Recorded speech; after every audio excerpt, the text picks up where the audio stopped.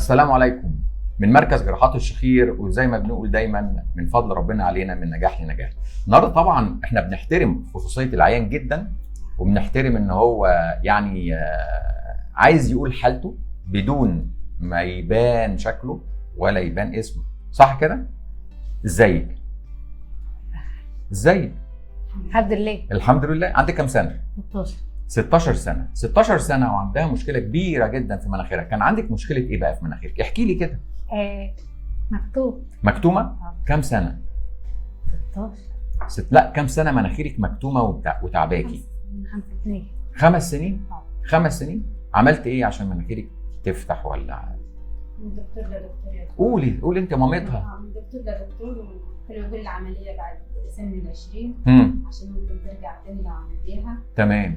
بس بقى حضرتك شفناك على قناه القاهره والناس وصلنا معاك. كان ايه كانت بتشتكي بايه تاني غير ان مناخيرها مسدود؟ شخير. واخواتها كانوا دايما مش قادرين ان هم يحققوا. طب احنا عاملين عمليه بقى لنا 10 ايام وشلنا الدعامه، قولي لي كده اخبارها ايه في الفتره بتاعت ال 10 ايام او النهارده؟ يعني عادة بتنام كويس والحمد لله. فعلا؟ بتنام كويس يعني ايه؟ يعني بتنام كده براحتها، مش عارف الاول اي حد يجي جنبها تروح صاحيه مش واخده كده. ودلوقتي؟ الحمد لله. قولي لي كده انت اخبار النوم عندك ايه؟ حلو. فعلا؟ يعني بعد ما عملت العمليه اتحسنتي؟ بس مع ان كان في دعامه في مناخيرك، كان في حاجه جوه لسه شايلينها لك دلوقتي اهو.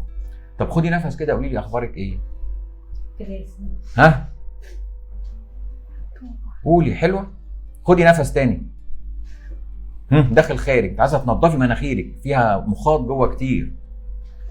ها؟ احسن؟ جيم ياسمين، خدي نفس جيم. ها؟ برافو. عايزه تنضفي مناخيرك جامد. كان بيجي لك صداع؟ مفيش صداع، هي سدت مناخير بس، والنوم ملخبط. انت كنت بتشوفيها بالليل وهي نايمه؟ دايما متابعينها دايما.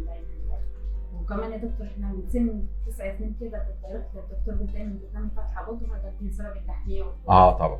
وشال اللحميه واللوز، بس مش عارف يعني ايه، مش دور على السبب الرئيسي. وبعد العمليه برضه باسبوع برضه دايما برضه بتنام. رجعت فتحت بقها تاني عشان الحاجز الانفي والغضاريف كانت معوجه، كانت متضخمه الغضاريف جدا. شوف انت قاعده قافله بقك ازاي؟ اهو شفتي؟ خدت بالها ان هي قعدت قافله بقها. الحمد لله. صح كده؟ الحمد لله على سلامتك. مش هقول اسمك، انا مش هقول اسمك خلاص. نورتينا. ويعني مع ان السن صغير لكن مشاكل الحاجز الانفي صعبه جدا، ولكن لما بتشخص مظبوط وبيتعمل العمليه مظبوط العيان بيتحسن بفضل ربنا 100%. الحمد لله على سلامتها. هتروحوا امتى بقى بلدكم؟ دلوقتي على طول مسافرين تاني؟ ترجعوا بالسلامه الحمد لله.